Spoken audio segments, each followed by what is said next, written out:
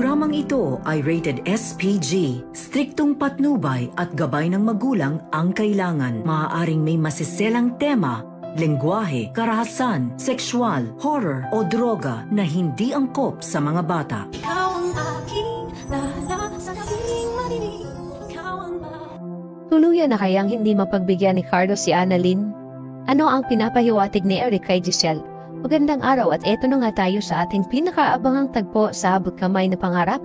Welcome to my channel. Please don't forget to like, comment, and click the bell button para lagi kayong updated sa aking mga videos. Samantala, pagkalabas ni Annalyn ng meeting room ay agad naman kinausap ni Doc Enriquez si Carlos kung bakit ayaw niyang pirmahan ang memo na kasama si Annalyn papuntang Japan. Sinabihan ni Doc Enriquez si Carlos na with all due respect, Doc Benitez, Dr. Santos deserved the slot to Japan. Kayo na rin ang nagsabi na nirecommend siya ng Neurosurgeon Department at hindi may kakaila na isa siya sa pinakamagaling na neurosurgeon ng East Range. Alam mo, Doc Carlos, ayaw kong isipin na pinag-iinitan niyo si Annalyn, ang anak ng asawa mo. Habang si Carlos naman ay napatingin kay Doc Enriquez, sabi ni Carlos na hindi ko pinipersonal si Annalyn. I always practice fairness in this hospital. Alam mo yan. Ang sa akin lang naman, ayaw kong isipin ng buong department na binibigyan ko ng special treatment o special favor si Annalyn at pinoprotektahan ko lang siya at ayaw ko na napag-isipan nila si Dr. Santos na nakukuha niya ang opportunities na to dahil sa stepdaughter ko siya. Dapat niyang paghirapan ito. Napabuntong hininga naman si Doc Enriquez sa mga sinabi ni Carlos at sinabi niya na naiintindihan ko. At sinabihan na ni Carlos na pumunta na si Doc Enriquez sa conference room at susunod na lang siya. Agad naman sinunod ni Doc Enriquez si Carlos at lumabas na ito.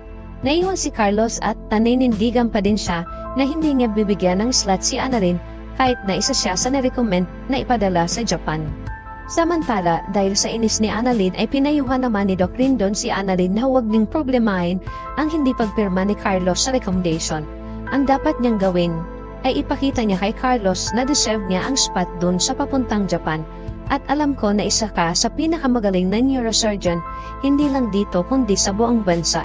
At bilang young genius ay huwag kang magpapadala sa emosyon mo. Kung hinahanapan ka ng word, edi ipakita mo ang talent mo o skills mo. Alam kong punong-puno ka nun. Napaisip si Annalyn sa sinabi ni Doc Rindon. Ipapakita niya kay Carlos na worth it siya na makapunta ng Japan. At pinasalamatan niya ito dahil nakinig si Annalyn sa payo ni Doc Rindon.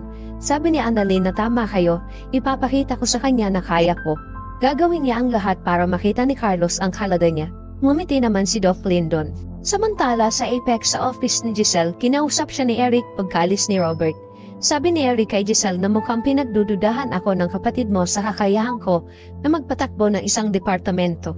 Hindi niya ata gusto na pag-appoint mo sa akin bilang isang VP of Finance ng Apex. Sabi ni Giselle na wag mo na lang pansinin ang kapatid ko, total ako naman ang naglagay sa iyo sa posisyon mo at umaasa ako na matutulungan mo ang Apex. Sabi ni Eric kay Giselle na huwag ka mag-alala at gagawin ko ang lahat na makakaya ko para maayos ang Apex. Sabi ni Eric na alam mo pagdating sa business decision, hindi ka nagkakamali. Mahusay ka dun kaya lang pagdating sa personal decision mo, medyo mahina ka dun. Alam ni Giselle ang gustong ipahiwatig ni Eric sa kanya, ang tungkol kay Justin. Ang pag-agaran niyang desisyon na maipasok sila sa Apex. Sabi ni Giselle na ginagawa ko to para sa anak ko upang makabawi ako sa kanya sa mga panahon na hindi ko siya nakasama at pagkakataon ko na itong maiparamdam sa anak ko na mahal ko si Justin at sana maayos na namin ang problema at mapatawad na niya ako sa nagawa ko sa kanya. Napapangiti naman si Eric sa mga sinabi ni Giselle dahil alam niya na hindi siya mapapatawad ni Justin kahit na ipinasok niya ito sa Apex dahil isa sa pinag-usapan nilang mag-ama ay ang hindi patawarin ni Justin si Giselle. Ang hindi alam ni Giselle na kahit pa binigyan niya ng mataas na posisyon ang anak niya ay hindi pa din siya ito mapapatawad sa ginawa niya. Sana nga ay hindi nagkamali si Giselle sa pagpasok niya sa mag-amang Justin at Eric sa Apex. Dahil kapag may ginawa ang mag-ama na hindi maganda at maging dahilan ng pagbagsak ng Apex, ay sigurado na ikagagalit ito ni Ben dahil sa mali niyang desisyon. Samantala, pagkalabas ni Carlos ng conference room ay biglang tumunog ang telepono niya at nakita niya na tumatawag si Zoe. Kaya agad siyang lumabas para sagutin niya ito. Sabi ni Zoe na, "Kamusta dad dyan? May balita na ba kay Lolo? Gising na ba siya? Dahil gustong-gusto ko na sanang umuwi ng Pilipinas dahil nabalitaan ko na naandyan na pala yung anak ni Tita Giselle." Sabi ni Carlos na oo, nagkita na sila ng anak niya at kasama din ang tatay niya. Ipinag-alala naman ito ni Zoe dahil baka hindi niya ito makasundo tulad ni Annalyn kapag pumasok na siya sa Apex. Sabi ni Carlos na huwag na muna kayong umuwi dito hanggang hindi pa nagigising si Sir Pepe. Madadamay ka sa mga ginagawa ng mami mo. Paano kapag nagising si Sir Pepe? Kaya mas maigi na huwag na muna kayong umuwi dito dahil magiging malaking gulo kapag nalaman nila ang katotohanan. Ikinagalit naman ito ng Zoe at sinabihan niya si Carlos na alam ko na we're done, we're doomed. Kahit naman nandito ako ay hindi pa din ako pinatatahimik ni Lolo at ayaw niya akong tigilan. Alam ni Carlos na kapag galit na si Zoe ay wala na siyang magawa. Kaya naitanong ni Carlos kung nasaan si Moira dahil may sasabihin siya dito. Sabi ni Zoe na wala siya dito at hindi ko siya kasama. Maya-maya ay nagpaalam na si Carlos dahil may gagawin pa siyang operasyon at ibinabana ni Zoe ang tawag niya. Samantala sa Apex, nag-ikot-ikot si Justin sa hallway na makarating ito sa information desk ng mga nurse at naroon si Nurse Karen at Nurse Ivan, nakababalik pa lang sa trabaho. Nakita sila ni Justin at nilapitan sila nito at binati. Sabi ni Justin na gusto ko lang ipamiliarize dito sa lugar nyo kasi mukhang matagal-tagal pa tayong magkakasama. Habang nakatingin at nakikinig lang ang mga staff nurse, maya-maya ay sinadya ni Justin na ihulog ang isang box sa ibabaw ng information table at sinabi na, sorry, pwede niyo bang pulutin ito? Habang sina Nurse Ivan at Nurse Karen ay nagpipigil lang sa inis nila kay Justin. Pinulot naman ito ng dalawa at inayos. Nagpasalamat naman si Justin at umalis na ito. Pagkaalis ni Justin ay galit na sinabi ng dalawa na mukha may bago tayong kontrabida dito sa Apex. Nawala nga si Zoe pero ngayon may pumalit naman. Sabi ni Nurse Karen na kung hindi ka lang anak ni Ma'am Giselle ay papatulang ko talaga yan. Pinigilan naman ito ni Nurse Ivan. Habang papalayo si Justin ay tinitingnan nila ito. Nagsisimula na ba na ipakita ni Justin ang tunay niyang ugali? Samantala sa East Ridge dahil sa gustong patunayan ni Annalyn kay Doc Carlos na karapat-dapat siya na ipadala sa Japan, kaya ipapakita niya kay Carlos ang galing niya tulad ng sinabi sa kanya ni Doc Lindor. Papasok na sana ang dalawa na si Annalyn at Doc Lindon sa OR.